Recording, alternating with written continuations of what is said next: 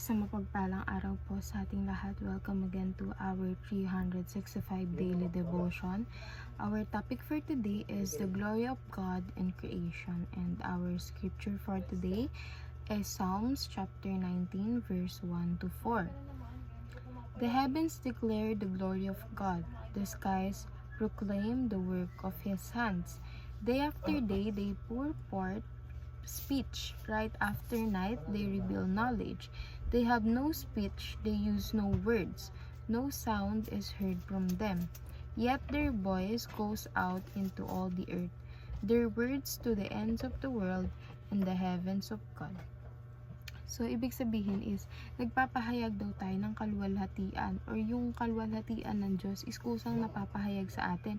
Kahit hindi siya lumabas ng true words, kahit hindi siya lumabas sa pananalita natin, ay alam natin na luwalhati ang Panginoon at lumalaganap ito sa buong mundo, sa buong lupa, at maging sa buong langit. Our first teaching is the whole of creation bears God's fingerprint. So, ang buong creation ng Panginoon, or ang buong sanlibutan na ginawa ng Panginoon is tayo ay meron tayong fingerprint ng Panginoon. Kumbaga meron tayong pagmamayari ng Panginoon, na kapag may fingerprint tayo ng Panginoon, ibig sabihin siya ang gumawa sa atin. Ibig sabihin hinawakan niya tayo, siya ang naghulma sa atin. Second, the whole of creation declares His glory. So tayong lahat ng mga nilikha ng Panginoon ay pinagpupurihan dapat natin siya, because that is our purpose. That's why God created us. He created us for His glory. So yung mga ginagawa natin, dapat itinataas natin sa Panginoon so that mapupurihan natin at makalugod ito sa Kanya. Third, the whole of creation reflects God. So kung ano ang ginawa ng Panginoon, which is tayo, nire-reflect natin yun kung anong klaseng Panginoon siya. So kaya nga sinasabi, diba, we need to be Christ-like because we are representing Christ. As a Christian, you are representing Christ.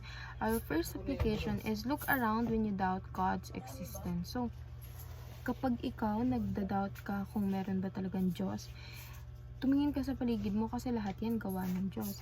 Isipin mo na paano ba magagawa ang isang bagay kung wala ang Panginoon. So dun pa lang ma-ensure ka na that there is God.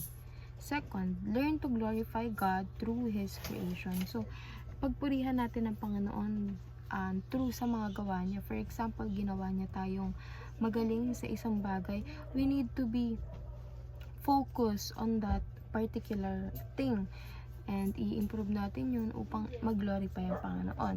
Third, let others experience God through you. So sa atin na mismo magmula yung pagmamahal ng Panginoon. Kumbaga, nagsishare ka ng pagmamahal sa iba, nagsishare ka ng kabutihan sa iba, kasi nauna ka ng gawan ng kabutihan ng Panginoon at nauna ka ng mahalin ng Panginoon. Yun lamang po, and see you again on our next 365 daily devotion.